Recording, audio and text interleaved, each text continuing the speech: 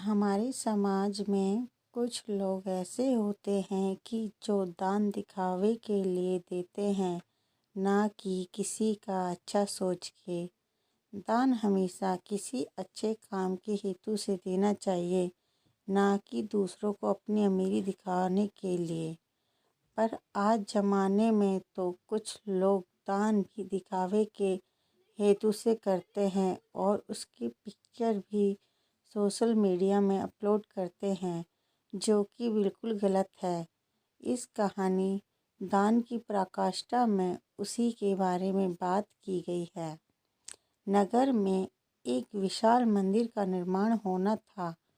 जोर शोर से चंदा इकट्ठा किया जाने लगा।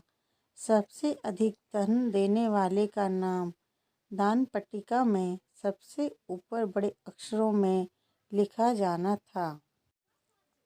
इसके लिए नगर में प्रतिष्ठा लोग लाला भगवान राय के द्वार पर पहुंचे और अधिकाधिक चंदा देने के लिए उकसाने का प्रयास करने लगे।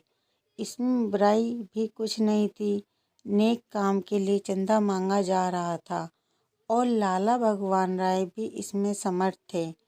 नगर में लाला भगवान राय के अलावा ऐसा कोई व्यक्ति बचा भी नहीं था जो उनसे ज़्यादा चंदा देने के लिए सामर्थ्य रखता हो।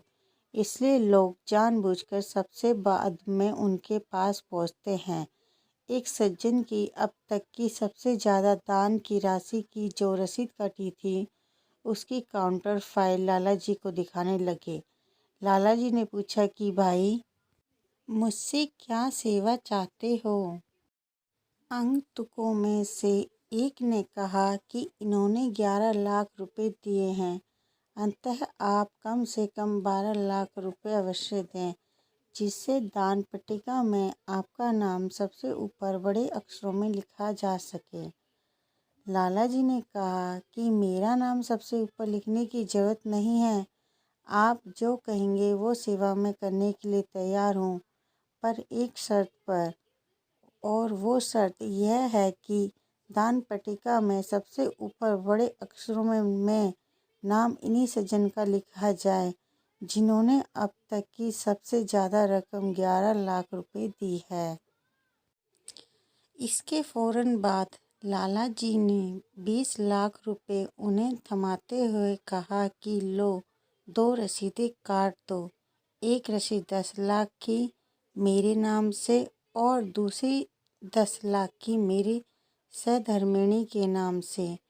दान पट्टिका पर सबसे ऊपर बड़े अक्षरों में नाम लिखवाने के उद्देश्य से दिया गया दान वास्तव में यश की कामना से दिया गया दान है, जो सकाम कर्म की श्रेणी में आता है। दान हमेशा यश की कामना से ऊपर उठकर देना ही श्रेष्ठकर है।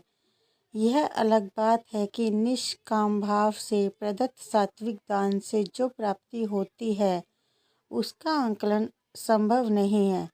जिसने देने की इस कला को सीख लिया, उसे भला किस चीज़ की कमी और यश से उसे क्या प्रयोजन।